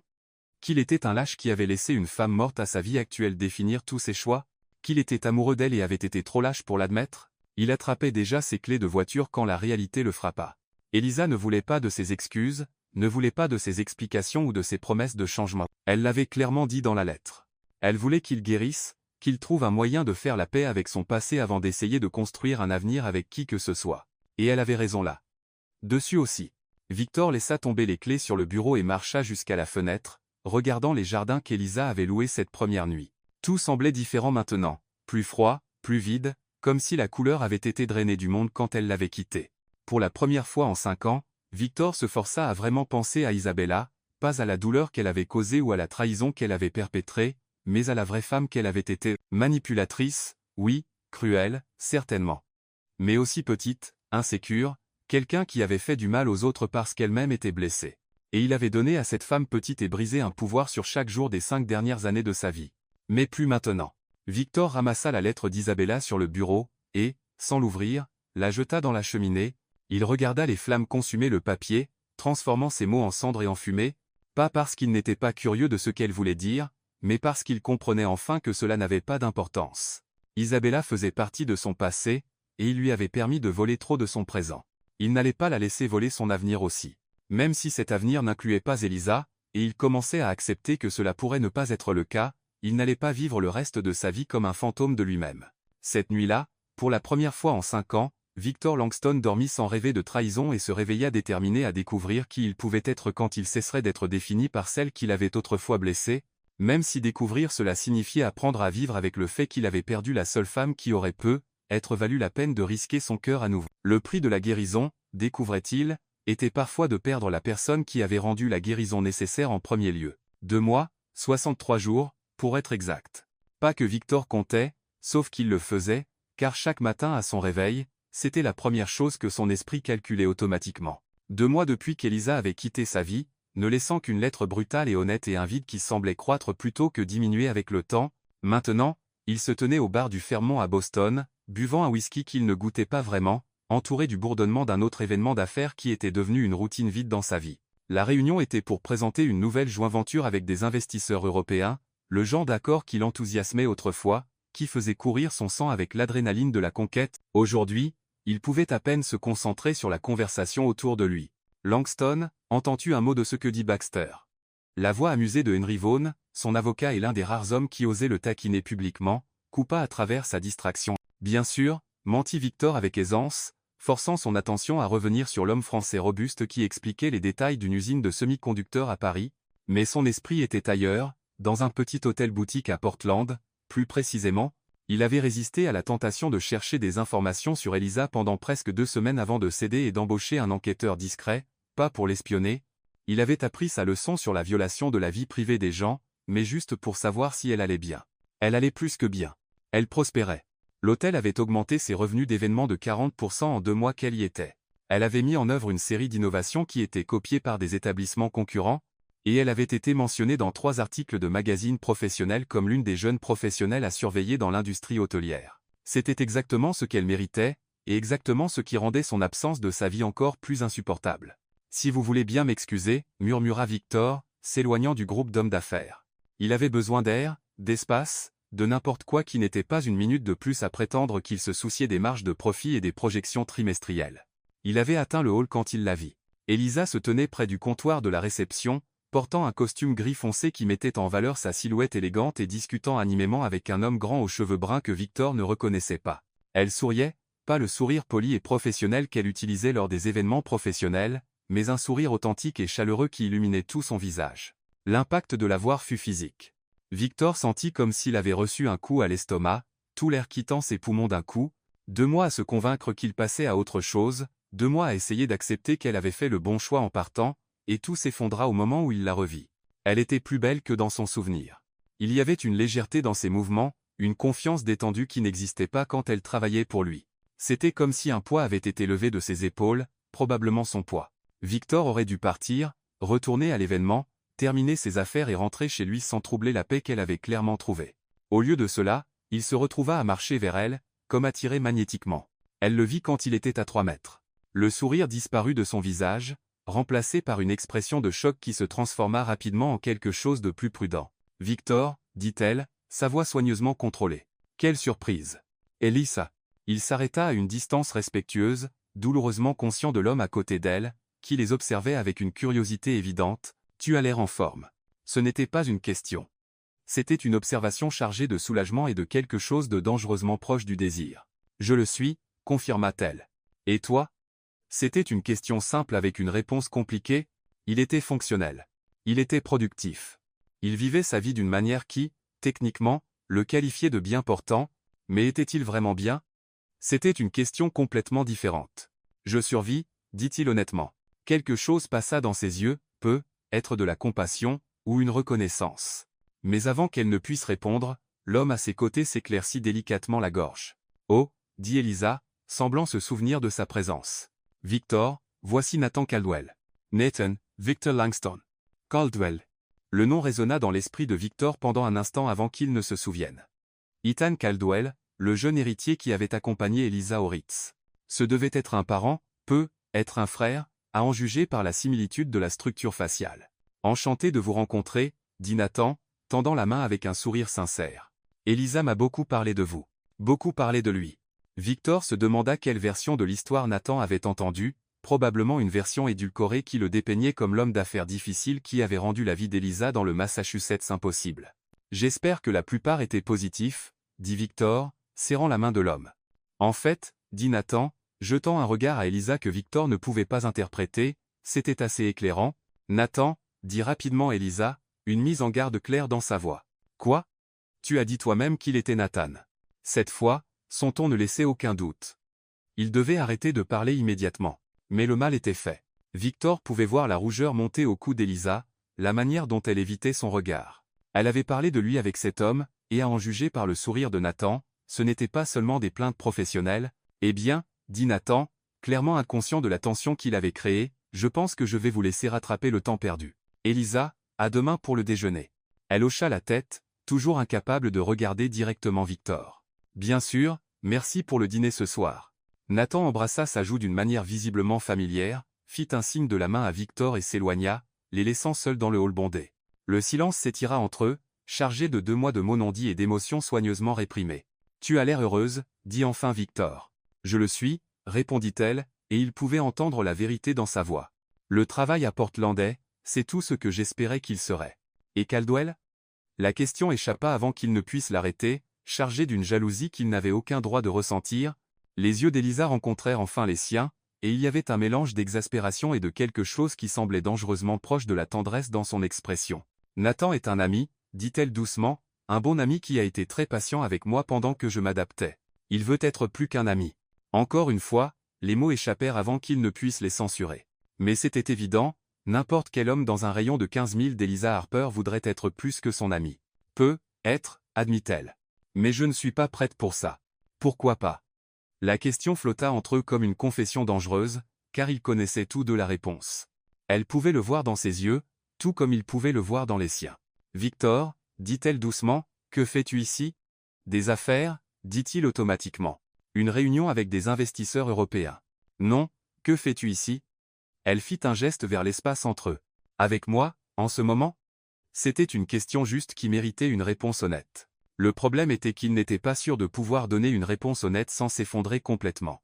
J'ai lu ta lettre, dit-il enfin. Je me doutais que tu le ferais. Tu avais raison. Surtout, quelque chose changea dans son expression, peut être de la surprise ou de la prudence. Vraiment? Isabella ne méritait pas le pouvoir que je lui ai donné, et je ne méritais pas la prison que j'ai construite autour de mon propre cœur. Il citait ses propres mots en retour, et ils le savaient tous les deux. Et qu'as-tu fait de cette révélation? J'ai brûlé sa lettre sans la lire, dit-il. J'ai commencé une thérapie. J'ai cessé d'utiliser son fantôme comme excuse pour ne pas vivre ma vie. Les yeux d'Elisa s'élargirent légèrement. Tu as commencé une thérapie? 2 fois par semaine. Dr Margaret Liu, spécialiste des traumatismes relationnels. Il réussit à esquisser un petit sourire ironique. Elle dit que j'ai des problèmes de confiance significatifs et une tendance à l'auto-sabotage. Apparemment, ce n'est une nouvelle pour personne sauf moi. Pour la première fois depuis qu'elle l'avait vu dans le hall, Elisa sourit, un sourire sincère qui fit se contracter douloureusement quelque chose dans sa poitrine. Comment te sens-tu? Demanda-t-elle, et il pouvait entendre la véritable préoccupation dans sa voix. Comme si j'avais vécu les 5 dernières années de ma vie sous l'eau et que j'avais enfin réussi à remonter à la surface pour respirer, dit-il honnêtement.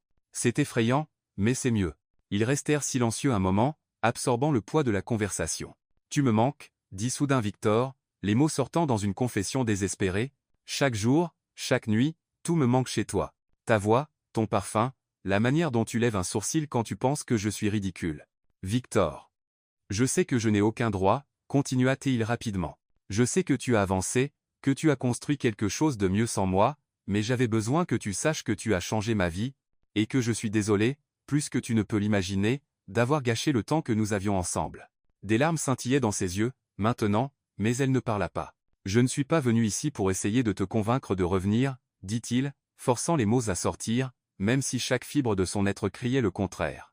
Je suis venu ici parce que tu mérites de savoir que tes mots ont compté, qu'ils m'ont sauvé, même si c'était trop tard pour nous sauver. Une larme coula sur sa joue, et Victor dut serrer les poings pour résister à l'envie de l'essuyer. Ce n'était pas trop tard, murmura Elisa. C'était juste trop tôt. Et dans ces 4 mots, Victor vit quelque chose qu'il n'avait pas osé espérer, pas exactement du pardon, mais une possibilité, la suggestion la plus ténue que peut être, juste peut être. Ce qui avait été brisé pouvait être réparé. S'il était assez patient, s'il était assez fort, s'il pouvait prouver que l'homme qu'il devenait était digne de la femme qu'elle était devenue. Elisa, dit-il doucement, quand tu seras prête, si jamais tu l'es, je serai là à attendre. Et sur ce, il s'éloigna, la laissant debout dans le hall du Fermont avec des larmes dans les yeux et la première véritable étincelle d'espoir qu'il avait ressentie en 2 mois brûlant dans sa poitrine, parce que pour la première fois, il ne courait pas après quelque chose qu'il avait perdu. Il travaillait pour devenir quelqu'un digne de quelque chose qu'il pourrait encore gagner. 3 semaines s'étaient écoulées depuis la rencontre au Fairmont, et Victor n'avait pas essayé de contacter Elisa une seule fois. Pas d'appel, pas de message, pas d'apparition à Portland. C'était comme s'il avait simplement disparu à nouveau, ne laissant que l'écho de ses mots « Je serai là à attendre » résonnant dans son esprit. Elisa essayait de se convaincre qu'elle était soulagée. Elle avait construit une belle vie à Portland, une vie qui ne dépendait pas d'hommes compliqués avec des bagages émotionnels et des tendances à l'auto-sabotage, mais la vérité était qu'elle vérifiait compulsivement les nouvelles économiques, cherchant des mentions de son nom, et ses rêves étaient remplis d'yeux bleus et de confessions murmurées dans des halls d'hôtel. Elle était dans son bureau à l'hôtel, examinant des propositions pour un mariage de destination, quand son assistante, Nora, frappa à la porte avec une expression confuse. « Elisa, il y a une journaliste de Forbes ici. Elle veut vous parler de Victor Langston. Listen d'Elisa Siglas. » Une journaliste? À propos de quoi? Elle n'a pas dit précisément, mais elle a mentionné quelque chose à propos de votre rôle déterminant dans une décision commerciale de sa part. Nora Hishita. Veux-tu que je dise que tu n'es pas disponible? Non, dit rapidement Elisa, son cœur battant irrégulièrement. Faislandrer. La journaliste était une femme élégante dans la quarantaine avec des cheveux argentés tirés en un chignon sévère et des yeux perçants qui ne manquaient aucun détail. Elle se présenta comme Laura Kim. Pas de lien avec la thérapeute de Victor, précisa-t-elle avec un sourire sec. Mademoiselle Harper, merci de me recevoir à court préavis, dit Laura, s'installant dans le fauteuil offert. Je travaille sur un article concernant la décision surprenante de Victor Langston de se retirer du projet Paris-Séoul. Je comprends que vous aviez une relation de travail étroite. Elisa sentit le monde basculer légèrement. Le projet Paris-Séoul? La co-entreprise sur les semi-conducteurs, expliqua Laura, étudiant la réaction d'Elisa. Langston Enterprise négociait depuis 6 mois. Cela aurait été l'accord le plus important de l'entreprise cette année, estimé à 2,3 milliards de dollars, et puis hier, il a juste abandonné. Abandonné? Répéta Elisa, son esprit luttant pour traiter l'information. Complètement retiré, il a dit aux investisseurs français que ses priorités avaient changé et qu'il ne pouvait pas s'engager dans un projet qui nécessiterait de déménager à Paris pendant 10 à 8 mois. Laura Sepenchen. La communauté financière est déconcertée. Victor Langston n'abandonne pas les accords, surtout pas des accords de cette envergure. Elisa sentit sa bouche s'assécher. Et vous pensez que j'ai quelque chose à voir avec ça? Eh bien, dit Laura, consultant ses notes, plusieurs sources ont mentionné que vous aviez eu une divergence d'opinion professionnelle il y a quelques mois, et il y a des rumeurs qu'il a été vu au Fairmont, il y a quelques semaines, où vous séjourniez pour un événement. J'essaie de comprendre si votre influence a pu contribuer à cette décision. Le mot influence fut prononcé avec une implication qui fit se raidir Elisa. Je n'ai eu aucune influence sur les décisions commerciales de M. Langston. Nous n'avons pas eu de contact professionnel depuis des mois. Mais vous avez eu un contact personnel. C'était une question lourde, et Elisa réalisa qu'elle naviguait en eau dangereuse. Tout ce qu'elle dirait pourrait être mal interprété ou utilisé contre Victor. Notre relation était strictement professionnelle, dit-elle fermement. Laura l'étudia pendant un long moment, puis referma son carnet. Très bien. Si vous changez d'avis et souhaitez ajouter quelque chose, voici ma carte. Après le départ de la journaliste, Elisa resta dans son bureau, essayant de traiter ce qu'elle venait d'entendre. Victor avait abandonné un accord de 2,3 milliards de dollars, un accord qui l'aurait obligé à déménager à Paris pendant 10 à 8 mois. 18 mois loin du Massachusetts, loin d'elle. Ses mains tremblaient alors qu'elle prenait le téléphone et composait un numéro qu'elle avait mémorisé mais jamais appelé. Langston Enterprise, bureau de M. Langston. Ich Elisa Harper. J'ai besoin de lui parler. C'est urgent. Il y eut une pause. Un instant, s'il vous plaît. La voix de Victor se fit entendre quelques secondes plus tard, basse et prudente. Elisa, tout va bien? Le projet Paris-Séoul, dit-elle sans préambule. Est-ce vrai que tu t'es retiré? Un autre silence, plus long cette fois. Comment as-tu entendu parler de ça? Une journaliste de Forbes est venue me voir. Elle pense que j'ai quelque chose à voir avec ta décision. Bon sang, murmura Victor. Elisa, je suis désolé. Je n'avais aucune idée qu'il viendrait après toi. Ce n'est pas à propos de ça, coupa-t-elle. C'est à propos de pourquoi tu l'as fait, Victor. Cet accord, tu y as travaillé pendant des mois. 6 mois, confirma-t-il. Et tu l'as juste abandonné? J'ai reconsidéré mes priorités. Tes priorités? La voix d'Elisa montait, trop émotionnelle pour son cadre professionnel. Victor, tu ne peux pas jeter ta vie professionnelle pour toi, dit-il, sa voix douce mais avec un courant sous-jacent de fermeté inébranlable. Parce que c'est exactement ce que j'ai fait. Le silence à l'autre bout de la ligne fut assourdissant. Es-tu dans ton bureau? Demanda-t-il. Oui, mais je serai là dans 3 heures. Victor, tu n'as pas besoin de 3 heures, Elisa. La ligne se coupa. Elisa passa les 3 heures suivantes dans un état de panique contrôlée. Elle essaya de travailler, de se concentrer sur les propositions et les horaires, mais ses pensées revenaient sans cesse à la même question, qu'avait fait Victor? Quand Nora annonça son arrivée, Elisa sentit son estomac se nouer. Elle l'avait vu seulement 3 semaines auparavant, mais d'une certaine manière, il semblait différent lorsqu'il entra dans son bureau, plus léger, peut-être était simplement sa perception, colorée par ce qu'elle savait maintenant de sa décision. « Tu es venu en voiture » dit-elle, énonçant l'évidence. « En avion, en fait. J'ai laissé le jet à l'aéroport international de Portland. » Il s'assit dans le fauteuil en face de son bureau, et elle pouvait voir qu'il était tendu, prêt à se battre. « Tu veux savoir à propos de Paris? Je veux savoir pourquoi tu as détruit ta carrière. » « Je n'ai rien détruit, dit-il calmement. J'ai fait un choix. Un choix stupide. Un choix nécessaire. Il se pencha en avant, ses yeux rencontrant les siens. Elisa, ce projet m'aurait éloigné d'ici pendant 10 à 8 mois, 10 à 8 mois à vivre à Paris, à construire une usine, à plonger dans le genre de travail qui consume chaque minute éveillée, et c'est mauvais parce que je viens de trouver une raison de vouloir être ici. La déclaration simple la frappa comme un éclair. Victor, tu m'as dit que je n'étais pas prête à être aimée, que j'avais besoin de guérir avant de pouvoir être avec quelqu'un. Ses yeux ne quittèrent jamais les siens. Alors j'ai commencé à guérir. J'ai commencé une thérapie, j'ai affronté mon passé, j'ai cessé de laisser Isabella définir mon avenir. Mais une partie de cette guérison a été de réaliser que je ne veux pas d'un avenir qui ne t'inclut pas. Tu ne peux pas baser des décisions commerciales de plusieurs milliards de dollars sur l'amour. Il se leva, marchant jusqu'à la fenêtre donnant sur le port de Portland. Peut-être que tu as raison. Peut-être que c'est de la folie. Mais pour la première fois de ma vie d'adulte, je prends une décision basée sur ce que je veux, pas sur ce qui est logiquement sensé ou financièrement avantageux. Et que veux-tu? Demanda Elisa, bien qu'elle craignît la réponse. Il se tourna pour lui faire face, et l'intensité dans ses yeux la fit presque tomber de sa chaise. Je te veux. Je veux une chance de prouver que je peux être l'homme que tu mérites. Je veux construire quelque chose de réel, de durable et d'honnête. Victor, sa voix n'était qu'un murmure. Je sais que tu as construit une vie ici. Je sais que tu es heureuse, que tu as Nathan et ton travail et ton indépendance. Je ne te demande pas d'abandonner quoi que ce soit de tout cela. Alors que demandes-tu? Il s'approcha de son bureau, s'arrêtant juste devant elle. Je demande une chance, une vraie chance pour nous. Pas basée sur la peur ou le passé ou toutes les raisons pour lesquelles ça ne devrait pas marcher, mais basée sur la possibilité que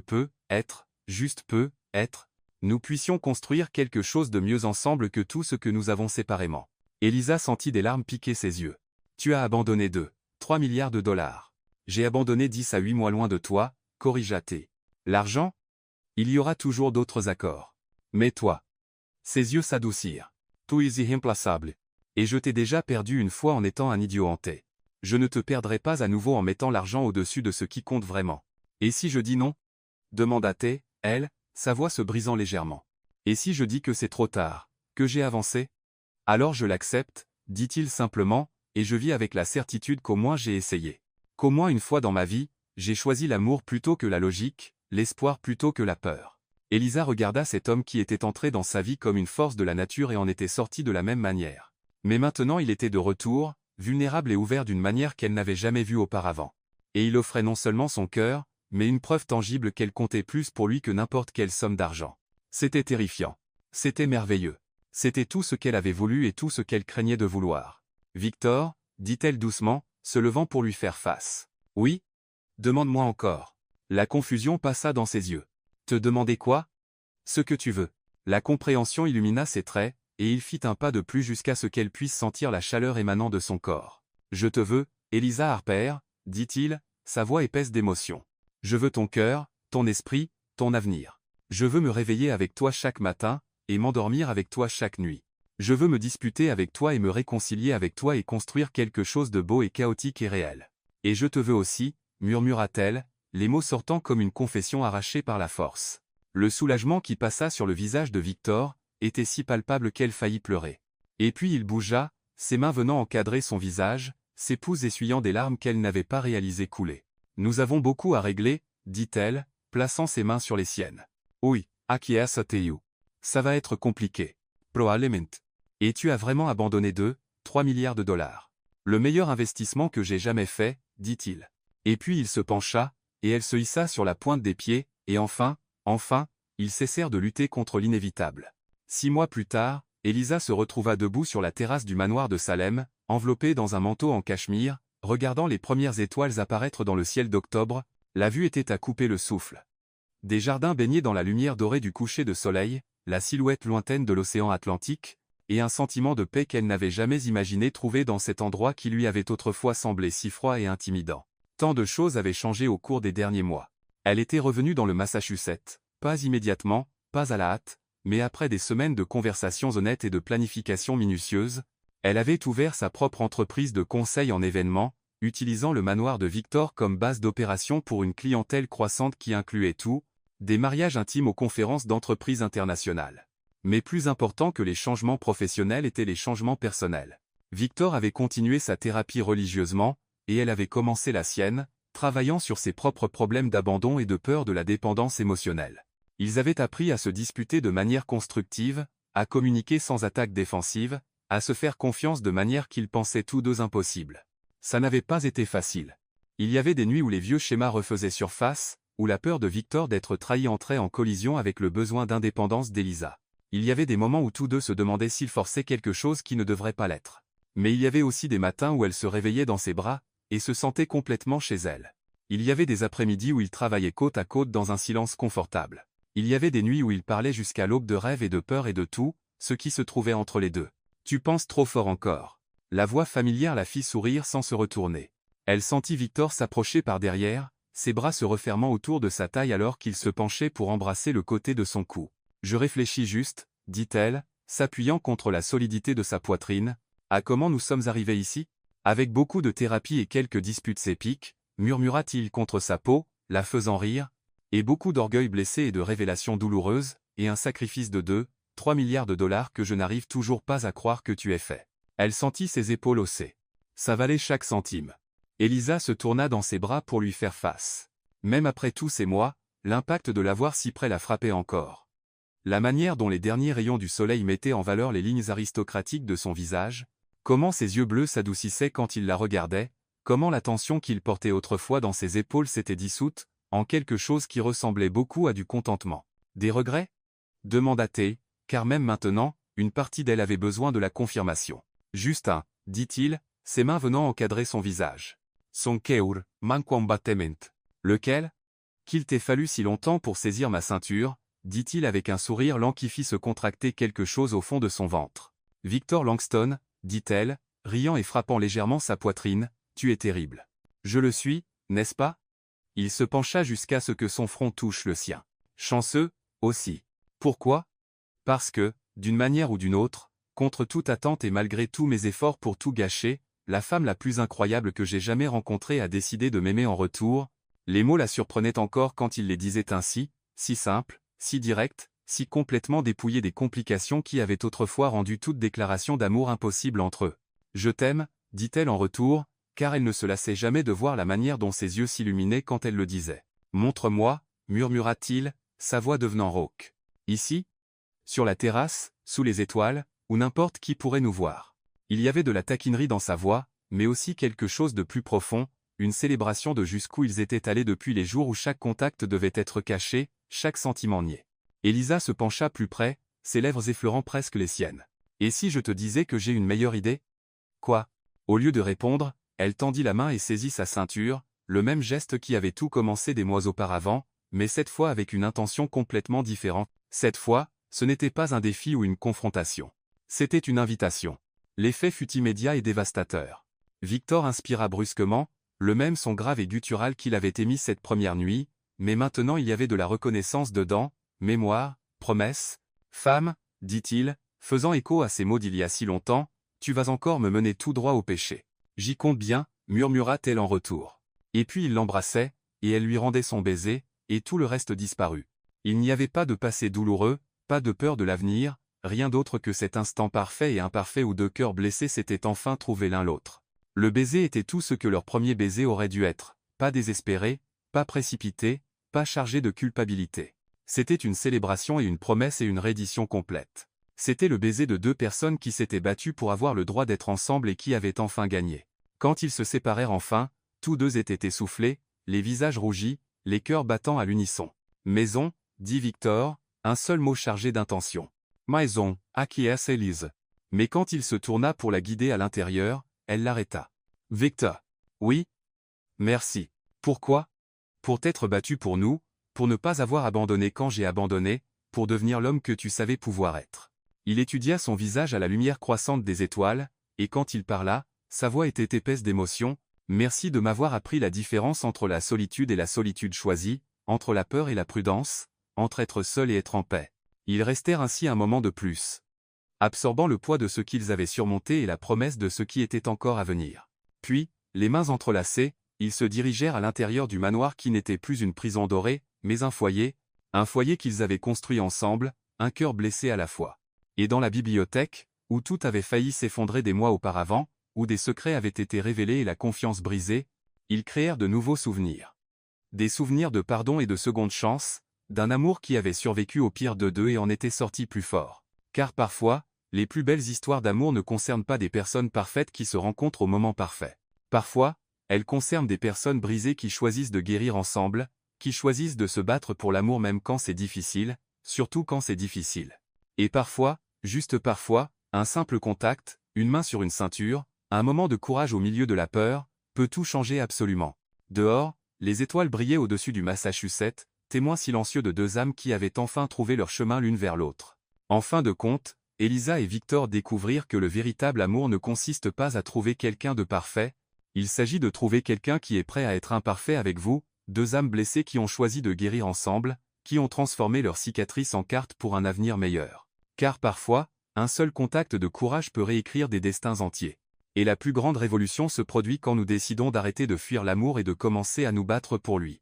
Après tout, combien d'entre nous vivent comme des fantômes de ce que nous pourrions être, simplement parce que nous avons peur d'être vraiment vus?